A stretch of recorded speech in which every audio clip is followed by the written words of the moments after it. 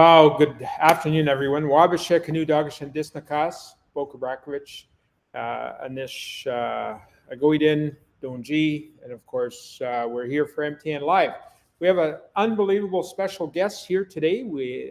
Our policy and legal keeper, as well as a great friend of the First Nations and Treaty 2 territory, has been doing a lot of work for us and with us in the last number of years.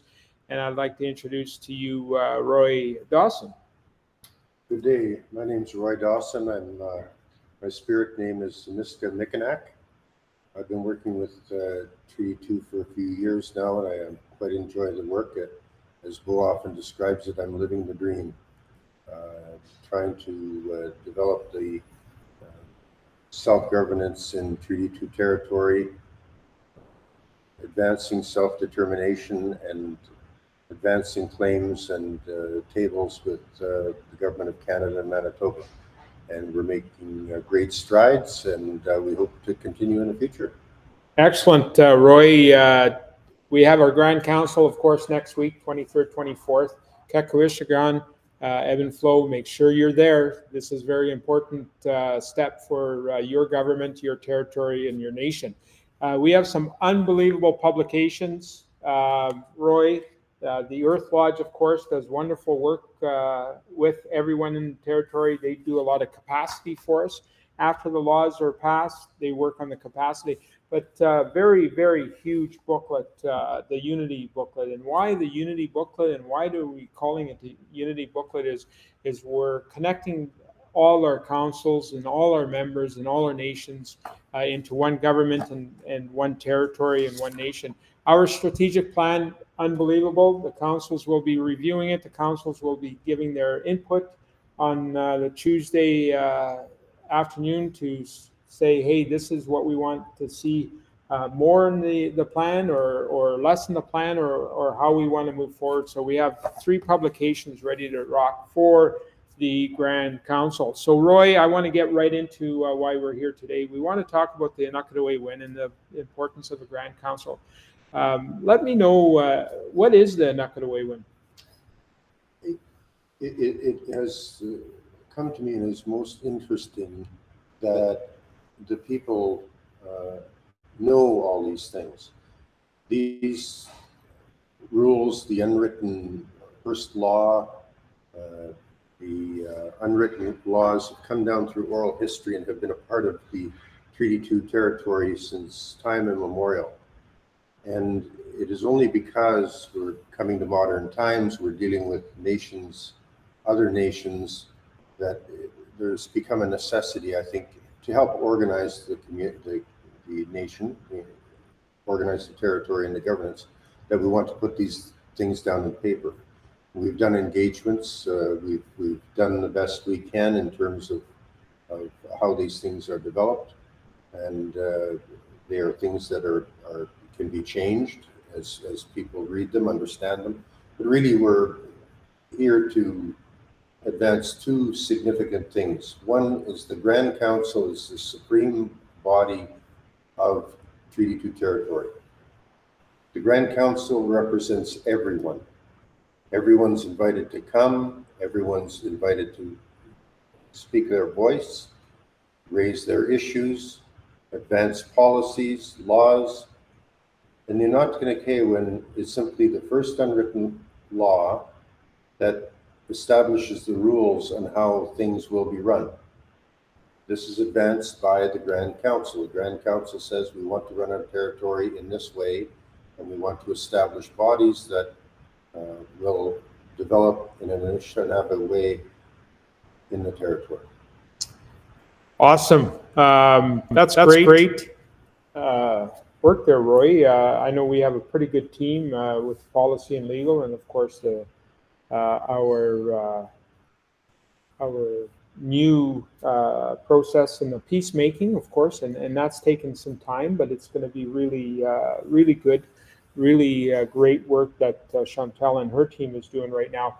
I would like to ask you, how does the Anuktitut win help in the working of the nation itself? Like our Anishinaabe and Innu nation in our territory, how does that work and how does that connect to the local nations?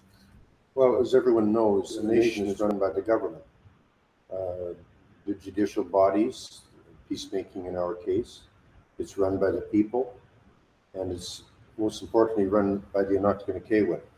It serves as the backbone of the nation, that it's the embodiment of all of the fundamental regulations and principles according to the nations and how the peoples are supposed to work. As I indicated, we've done a lot of development and engagements, and this is simply setting down the rules and principles that would be established and written down in one place so anyone can always refer to it and say if something is going wrong, we have a place to take that question to, and that is to peacemaking. And peacemaking will look at the Anishinaabe, make sure the rules are being properly followed, that the person's issue is dealt with in an organized way so that we can move forward. So it's a strong and important document. All nations in the world have them.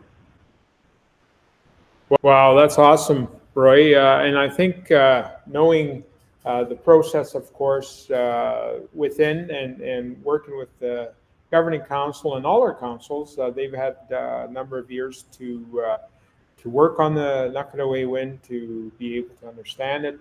We're hoping to promote it even more. We'll continue with our engagements, but most importantly, of course, our Grand Council next week. So that's the important fact. So the Grand Council itself, the executive and the judiciary areas of the work that we're doing, tell us a little bit about that. Well, there's a simple process. It's established in the Anishinaabe, and if I can simply say that any law or proposed policy is presented to the executive councils, and that includes all the various councils in each of the nations within Treaty 2 territory. Those are then brought to the governing council, who reviews those matters, investigates them, has them organized into a law, and perhaps if, for instance, we're going to have a few Anishinaabe passed or hopefully presented to Grand Council on the 23rd, 24th of August.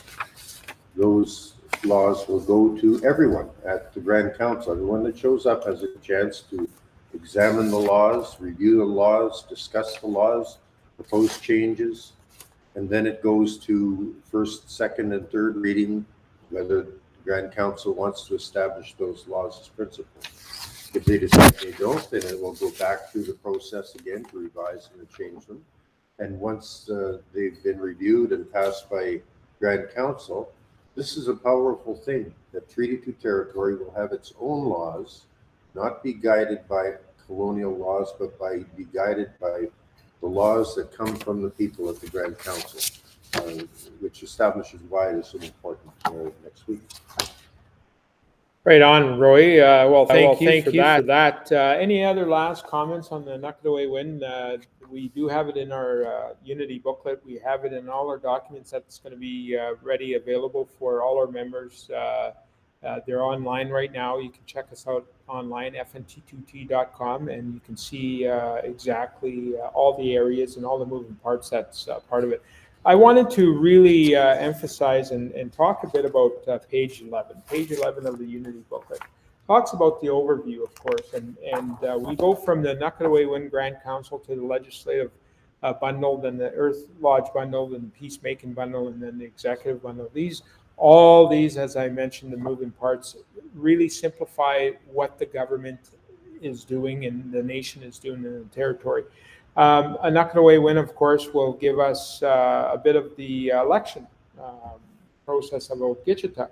And one of the questions, of course, in the afternoon on Tuesday is going to be what's the length and how many years and who is the Ogichita right now. Of course, it's Ogichita Ogama Cornell McLean, which he's doing a wonderful and a great job unifying the process.